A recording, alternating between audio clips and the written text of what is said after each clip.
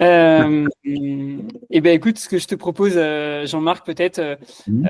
pour commencer, c'est de te présenter et peut-être de nous expliquer un petit peu c'était quoi ta situation avant de nous contacter. Alors, avant de vous contacter, là, j'avais atteint un poids de 118 kilos et bon, ça fait des années que j'avais des problèmes, des troubles de comportement alimentaire et je m'étais dit, bah, je peux pas rester comme ça. Il faut que je fasse quelque chose. Je savais pas trop quoi. Alors j'en ai parlé. J'étais suivi un peu par un psychiatre. Je lui avais parlé un peu de mes problèmes. Il devait me conseiller un service à l'hôpital Sainte-Anne, Mhm, où il y a des services spécialisés en TCA. Bon, c'était un peu long.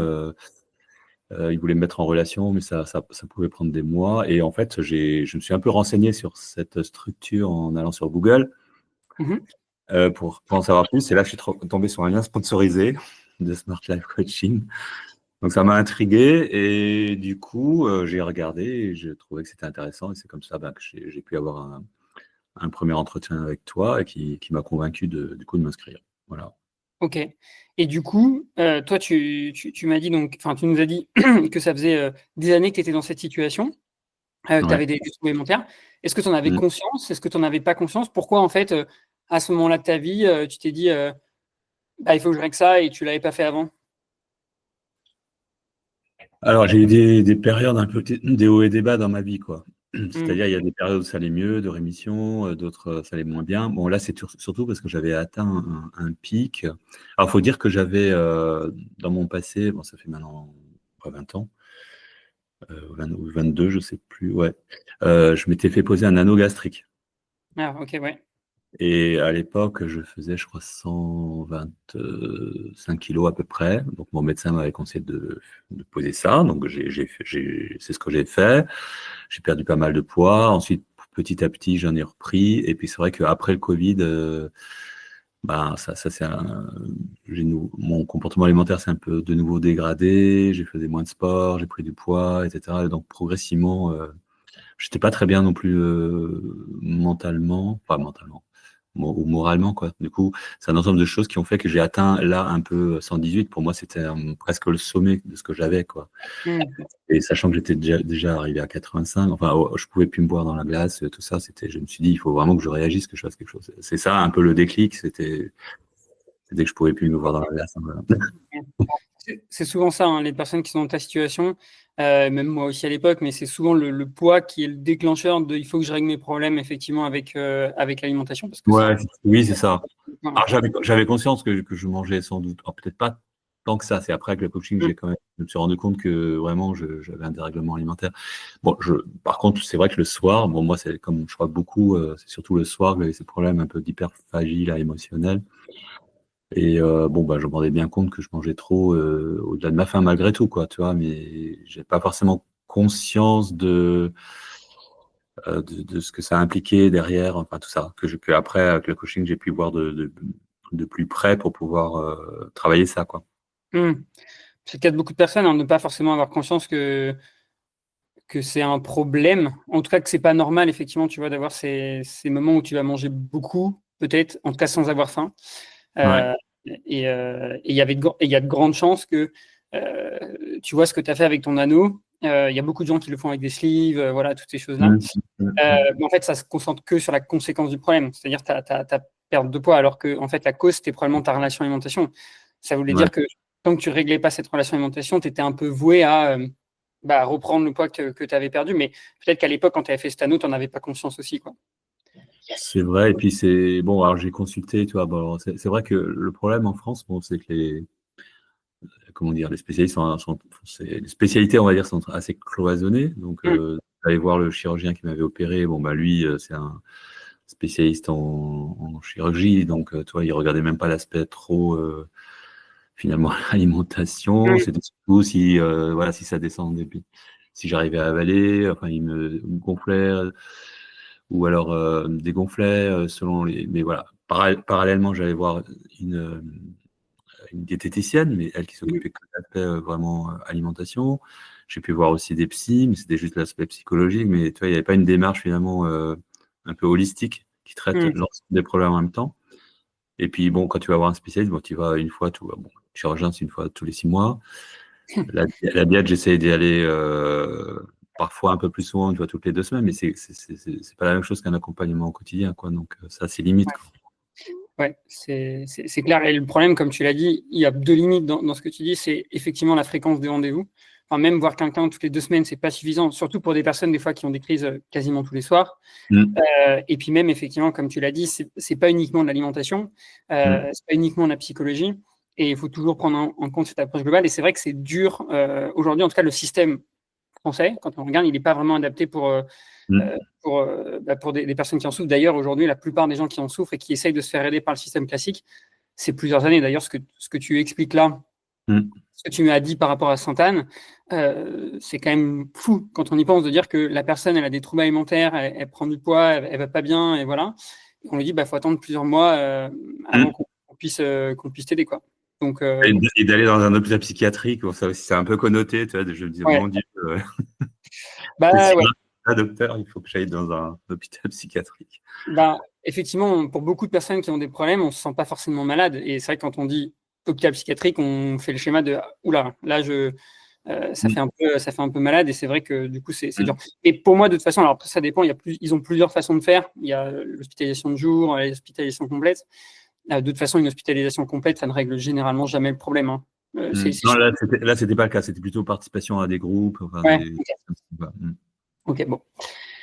Ok, et du coup, donc tu es tombé sur nous par hasard en tapant sur Google, hein, de ce que j'ai vu. Donc, tu as pris. Ben, grâce à la pub que vous faites sur, sur Ouais, Google, quoi. C'est comme ouais, ça que je suis tombé sur vous. Ouais. ok. Et qu'est-ce que tu étais. Enfin, pourquoi tu as choisi. Enfin, tu nous as choisi. Pourquoi tu as pris ce rendez-vous? Parce qu'au final, bon, après, Mm. on a discuté ensemble et je t'ai expliqué comment on fonctionnait, mais est-ce que tu te souviens pourquoi tu nous as choisi? Ben, j'ai bien aimé l'approche transdisciplinaire, quoi, tu vois, Mm, globale.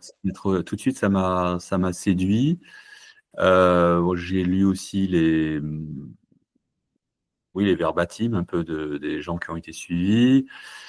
J'avoue que au début, j'étais quand même un peu enfin, vigilant. Je me suis dit, bon, c'est trop beau pour être vrai, quoi. Bon, c'est vrai qu'il y a plein de services qui te promettent monts et merveilles, hein. Donc, bon, voilà, je me suis dit, c'est une pub parmi d'autres. Je vais tenter, je vais voir, mais bon, en même temps, je me suis dit, ça fait quand même des années, voire des dizaines d'années que je traîne ça. Pourquoi ce truc marcherait mieux qu'un autre? Mais bon, j'avais quand même l'espoir au fond de moi que ça puisse marcher. heureusement. Mais ouais, mais en tout cas, c'est cette approche ouais, enfin, de coach, on va dire aussi quotidien, Mm, et puis qui aborde plusieurs facettes, quoi. L'alimentation, l'émotion, le sommeil, l'activité physique, etc. Donc ça me semblait intéressant parce que j'ai toujours cru que les différentes choses étaient liées, quoi. On n'est pas séparés dans différents éléments. Donc ça m'a bien plu. Et c'est vrai qu'en discutant avec toi, ça m'a convaincu. Je me suis dit, bon, bah écoute, je dis, c'est pas la peine de réfléchir davantage, de chercher davantage. Enfin, je l'ai senti intuitivement, quoi. C'était ça qu'il me fallait, quoi. Et du mm. coup, voilà, du coup, j'y suis allé. Et je regrette pas.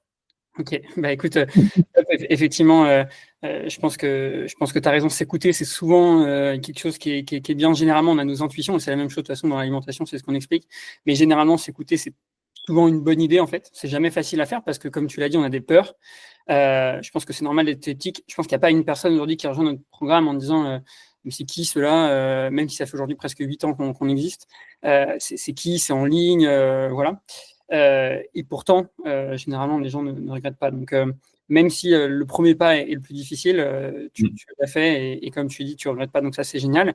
Est-ce que du coup, maintenant, tu pourrais nous expliquer ben, enfin, les résultats que tu as pu avoir, puisque tu as commencé, donc tu étais à 118 kilos, avec des Mhm. problèmes effectivement d'alimentation, donc de l'hyperphagie. Dis-nous Mhm. maintenant ce que ça donne. Ouais. Alors j'étais à 118 en mai, donc un mois avant de commencer le coaching, puisque ça a mis un tout petit peu de temps pour se mettre en place, le temps de trouver quelqu'un, tout ça.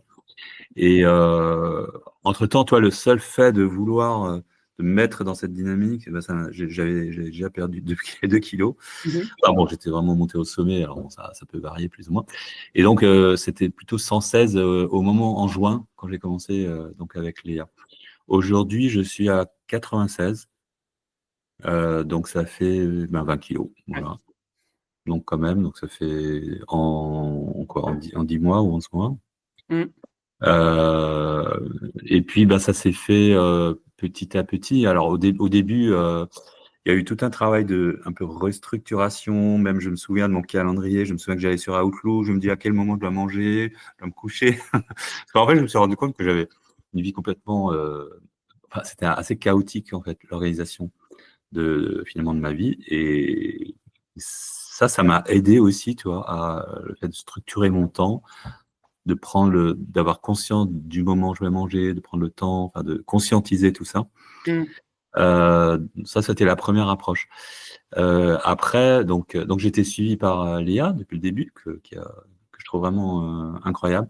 Ce que j'ai beaucoup apprécié, c'est la personnalisation en fait, de l'approche, tu vois, et elle m'a appris comme j'étais au début, et toujours avec bienveillance, et je me suis jamais senti jugé, même si moi-même parfois tu vois, Mm. je me jugeais, je me culpabilisais. Bon, aujourd'hui beaucoup moins. Mais c'est tout un travail, quoi. Et du coup, parfois je craquais. Mais en fait, quand même très rapidement, j'ai arrêté les crises. Et Mm. enfin, ça a mis, je sais pas, 2 semaines. Enfin, je trouve ça incroyable. Je me suis dit, c'est pas possible. Il y a un truc. Yeah. Parce que ça faisait quand même, tu vois, des années, tous les soirs, quoi. Et là, je sais pas, d'un coup, ça s'est fait. Alors, ça veut pas dire que je j'avais pas des dérèglements. Malgré tout, hein, je mangeais un peu n'importe quoi, très très gras, très sucré, mais c'était quand même moins compulsif. Mm. Donc, ça a été hyper rapide. Depuis, je crois que ça m'est arrivé une fois, il y a peut-être quelques mois, à nouveau, d'être un peu comme ça, mais sinon, ben, ça, enfin, j'ai plus fait de crise, quoi. C'est assez dingue, quoi. Et puis j'ai réappris aussi à manger donc différemment. Par exemple, plus de protéines, notamment le matin, à me sevrer du sucre, enfin, trouver des moyens de ne pas avoir de fringales, notamment grâce aux protéines. Enfin, voilà, pas mal de stratégies finalement alimentaires, et tout en fait en prenant du plaisir. C'est ça que j'aime beaucoup, c'est qu'il n'y a pas de sentiment de faire un régime du tout. Donc j'ai l'impression que les habitudes que j'ai pu avoir, je peux les appliquer jusqu'à la fin de mes jours, on va dire. Donc ça, c'est vraiment hyper confort, quoi. Toi, je suis pas dans un état du tout de frustration en me disant, ça y est, je m'auto-flagelle, ou alors ça va durer, c'est dur, en fait, c'est pas dur, quoi. Bon, il y a des moments, c'est sûr, où je craquais un petit peu, enfin, sans avoir vraiment des crises hein, d'hyperphagie, mais je mangeais trop sucré, trop salé, ou des choses comme ça. Mais petit à petit, les choses se sont faites, et chaque fois, donc Léa me conseillait, tout ça, et c'est vraiment top, quoi. Ben, tu as eu des super résultats et tu peux être hyper fier de toi. Et tu vois, les craquages que tu expliques, bon, qui sont pas des crises, en fait, ça fait juste partie du processus. Quand tu as Ouais. un arrêt des crises aussi rapide, généralement, c'est normal que derrière, ce soit pas parfait. Mm. Mais en fait, petit à petit, tu as progressé, ton poids il est descendu et tu en as de moins en moins. Et c'est normal, des fois, d'avoir des petites périodes. En fait, après, ces C'est ça, craquages, ouais.